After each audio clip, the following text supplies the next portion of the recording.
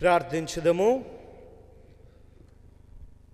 మహోన్నతుడా, మహాపరిశుద్ధుడా, జీవంగల ప్రభువా, సైన్యములకు అధిపతి అయినటువంటి గొప్ప దేవా, దావీదుతో మీరు ప్రమాణము చేసిన రీతిగా శాశ్వతమైనటువంటి కృపను మీ పైన కనపరుస్తా అన్న రీతిగా మా యొక్క జీవితాలలో, మా యొక్క కుటుంబాలలో మీరు మాకు మరి ఒక సంవత్సరమును దయాకిరీటముగా అనుగ్రహిస్తూ ఈ యొక్క 2026వ సంవత్సరంలో అడిగింపచేసి మొదటి ఆరాధనను ప్రభువా నీ యొక్క సన్నిధానంలో పాల్గొనింపచేస్తున్న విధానాన్ని బట్టి మీకు స్తుతులు, వేలాది వందనాలయ్య.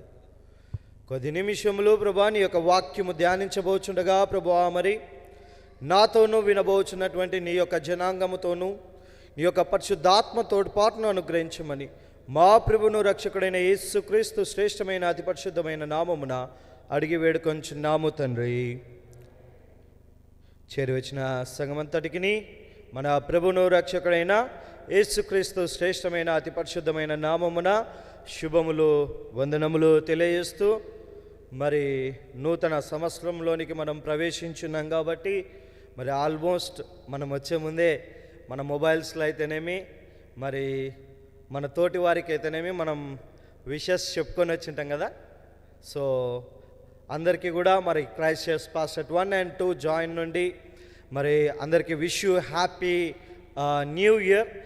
మీరు కూడా మీ పక్కన ఉన్నటువంటి వారికి ఒక మంచి స్మైల్తో నూతన సంవత్సరపు శుభాకాంక్షలు సెకండ్ ఇస్తూ తెలపవలసిందిగా మనవి చేయుచున్నా. మీ పక్కన ఉన్నటువంటి వారికి ఒక స్మైల్తో ఒక నూతన సంవత్సరాన్ని ఆహ్వానిస్తాము.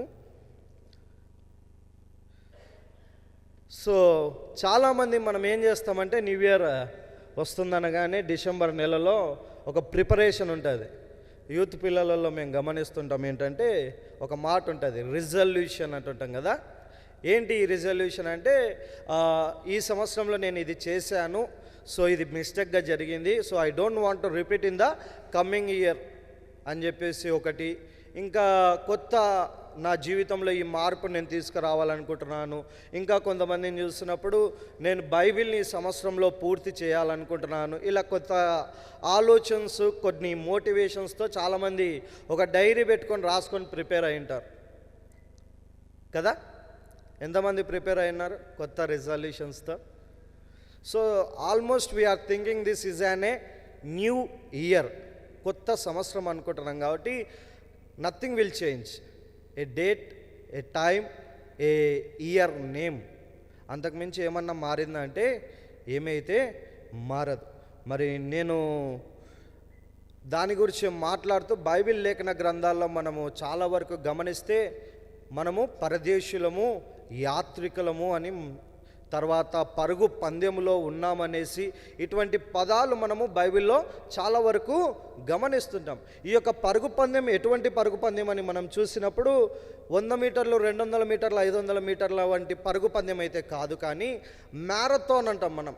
మ్యారథాన్ అంటే కంటిన్యూస్ రన్నింగ్, ఆపకుండా జరిగేటువంటి ఒక పరుగు పందెాన్ని మ్యారథాన్ అంటారు.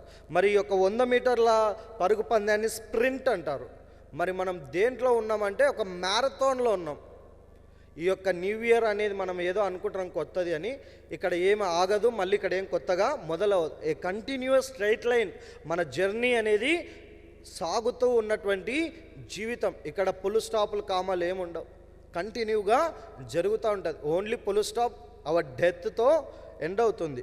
మరి మనం ఈ రీతిగా గమనిస్తూ చదవబడినటువంటి పాఠ్య భాగాలను చూస్తే మొట్టమొదటి పాత నిబంధన పాఠ్య భాగాలను బట్టి ఒక విషయాన్ని నేను చెప్తే, అక్కడ 12 మందిని మోషే పంపించడం జరుగుతుంది. మరి అక్కడ ఒకటే ఫ్యూచర్, బట్ 2 కోణాలలో చూస్తున్నాడు.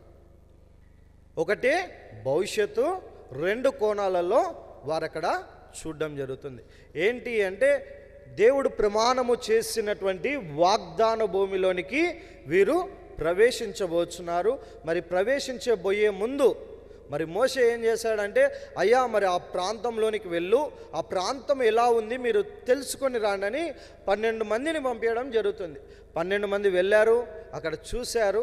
మరి వారు వచ్చి ఏం చెప్తున్నారని మనం గమనించినప్పుడు ఈ యొక్క సంఖ్యాకాండము 13వ అధ్యాయము 33వ వచనం. సంఖ్యాకాండము 13వ అధ్యాయము 33వ వచనము. అక్కడ సెఫీలీయులు సంబంధులైన ఆనాకు వంశపు సెఫీలీయులను చూచితిమి, మా దృష్టికి మేము మిడతల వలె ఉంటిమి, వారి దృష్టికి అలానే. సో ఇక్కడ పొయ్యి వచ్చారు. పొయ్యి వచ్చి మరి మోషేకి ఈ యొక్క 10 మంది ఏం చెప్తున్నారంటే, అయ్యా మరి వెళ్ళాము, ఆ యొక్క ప్రాంతంలో వీళ్ళు ఏ రీతిగా ఉన్నారు అనేది వారు వివరిస్తున్నారనమాట. వారి ముందు మేము ఎలా ఉన్నామంటే చిన్న పురుగుల వలె మేము ఉన్నామని చెప్పడం మనము చూస్తున్నాం. కానీ ఒక వ్యక్తి కాలేబు 30వ వచనం మనం గమనించినప్పుడు అదే వ్యక్తి కాలేబు కూడా వారితో వెళ్ళాడు. కానీ కాలేబు చెప్తున్నటువంటి జవాబు మనం గమనిస్తే, కాలేబు మోషే ఎదుటను జనుల నిమ్మలపరచి మనము నిశ్చయముగా వెళ్ళుదము, స్వాధీనపరచుకుందుము, దాన్ని జయించుటకు మనకు శక్తి చాలును. సో 2 కోణాలు, 2 పర్స్పెక్టివ్, 2 వ్యూస్ మనం చూడొచ్చు. వీళ్ళందరూ పోయింది ఒకటే ప్రాంతానికి, చూసింది కోణము వివిధమైనటువంటి కోణంలో చూశారు. ఒకటి ఏమంటున్నారు, అయ్యా అక్కడ ఉన్నటువంటి వారు బలమైనటువంటి వారు. ఇంకొకరు ఏమంటున్నారు, అయ్యా మనం వెళ్ళగలము, వారిపైన జయము పొందగలము అని చెప్పేసి చెబుతున్నారు. మరి ఈ యొక్క చరిత్రను మనం చూస్తే ఈ యొక్క హెబ్రోను ప్రాంతము మరి చదివినటువంటి పాఠ్య భాగంలో 22వ వచనం మనం గమనిస్తే హెబ్రోను ప్రాంతం, ఈ యొక్క హెబ్రోను ప్రాంతం ఎక్కడుందంటే యెరూషలేముకు దక్షిణాన 32 కిలోమీటర్ల దూరంలో ఉంది. ఎక్కడుంది? యెరూషలేమునకు 32 కిలోమీటర్ల దూరమున, దక్షిణాన 32 కిలోమీటర్ల దూరమున ఉంది. దీని గురించి ఇంకా బాగా తెలుసుకోవాలంటే ఆదికాండం 17వ అధ్యాయం 8వ వచనంలో మనము చూడవచ్చు. మొట్టమొదటిది. రెండవది, యొక్క హెబ్రోను ప్రాంతం ఎందుకు ముఖ్యం అన్నప్పుడు అబ్రహాముకు దేవుడు వాగ్దానము చేసినటువంటి భూమి. దేని గురించి వాగ్దానం చేశాడు? మీరును మీ తర్వాత వారును మీ పితరులను మీ యొక్క సమాధులు అన్నీ కూడా ఆ యొక్క హెబ్రోను ప్రాంతంలో చేయబడును అని చెప్పేసి వాగ్దానము చేయబడినటువంటి భూమి ఈ యొక్క హెబ్రోను ప్రాంతం. మరి మనము తర్వాత గమనిస్తే ఇక్కడ సెఫీలీయుల గురించి మాట్లాడుతున్నాడు. ఎవరు ఈ సెఫీలీయులు? వీరి గురించి కూడా ఈ యొక్క బైబిల్ లేఖన గ్రంథంలోనే చెప్పబడినటువంటి మాటను మనం గమనిస్తే ద్వితీయోపదేశ కాండము 9వ అధ్యాయము 2వ వచనము. ద్వితీయోపదేశ కాండము 9వ అధ్యాయము 2వ వచనము. ఆ ప్రజలు గొప్పవారు, ఉన్నత దేహులు, వారు నీవు ఎరిగిన అనాకీయుల వంశస్థులు, అనాకీయుల ఎదుట ఎవరు నిలవగలరు అను మాట నీవు వింటివి కదా. సో హూ ఇస్ దిస్ అనాకీయులు? ఎవరు ఈ అనాకీయులు? ఇందాక మనము చదివినటువంటి పాఠ్య భాగంలో ఉన్నటువంటి సెఫీలీయుల యొక్క పూర్వీకులు. ఎవరంట? సెఫీలీయుల యొక్క పూర్వీకులు. ఏంది బాబు కొత్త కొత్త పదాలు చెప్తున్నారా అని. ఇశ్రాయేలీలను విన్నాము, అమోరీలను విన్నాము. ఇక్కడ మరి వీరిని కూడా మనం చూడాలి. మరి వీరంతా కూడా ఆల్రెడీ కానాను ప్రదేశంలో నివాసం ఉంటున్నటువంటి వారు. మరి అక్కడ వీరిపై స్థిరపడుతున్నారు. వారిని గురించి ఏం చెప్తున్నారంటే వారు మంచి బాడీ ఉందన్నమాట. మరి ఎట్లా అంటే 6 అడుగుల పైన ఆజానుభావులు. మరి వారిపైన యుద్ధానికి వెళ్తే గెలవడం అనేది అసాధ్యమంట. అటువంటి బాడీలు కలిగినటువంటి వారిపైన మేము ఎలా ఉంటామని చెప్పేసి కొంతమంది చెప్తే, కాలేబు ఏమంటున్నాడంట, వారిపైన మనము జయము పొందగలం. మనమందరం కూడా 26వ సంవత్సరంలోనికి అడుగు పెడుతున్నాం. కానీ ఒక్కొక్కరికి ఒక్కొక్క దృష్టి. ఒకరికి ఏంటి?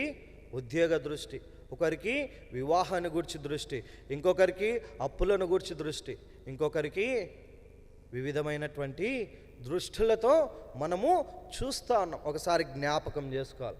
మనము కాలేబు వలె ఉన్నామా లేదా అక్కడ మిగతా 11 మంది వలె మనం ఉన్నామా?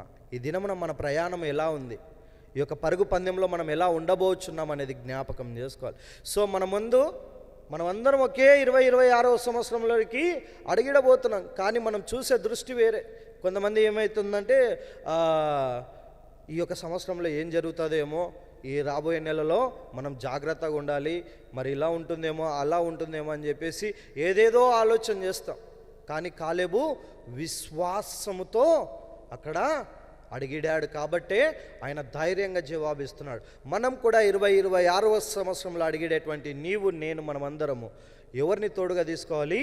దేవుణ్ణి తోడుగా తీసుకోవాలి. విశ్వాసముతో ముందుకు సాగాలి. అప్పుడు సాగినప్పుడు ఈ యొక్క 26వ సంవత్సరం